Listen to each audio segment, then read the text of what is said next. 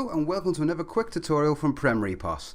Today I'm going to show you how to use the markdown feature for any products that might be out of date or any sort of stock that's not shifting, very similar to how they do it in the supermarkets. So let me explain.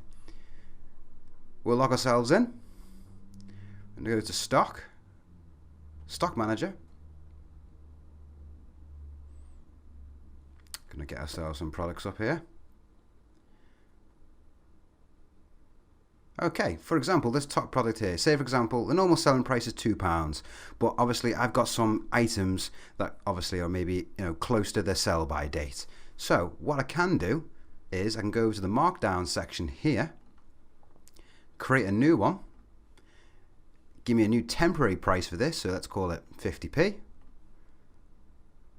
How many times we can actually use that barcode for, so obviously it could only want to happen once or a couple of times or several times or however way you wish. So what we'll do is we'll have it so we can use that barcode 3 times. So we'll accept that.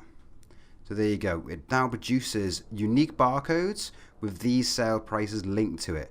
Then all you need to do is print the selected labels onto your label maker. So print them out. Once they're printed out, you can then stick them onto the products, and then when they scan them at the point of sale, they will then be discounted automatically to 50p. And once all those barcodes have been used, it can't be discounted again. It's a very quick and easy, effective method to discount something without remembering to actually put in a special offer or discount it from the cart. So it's all done automatically for you. I do hope this has been useful. Thank you very much for checking us out. I'll see you next time. Thank you.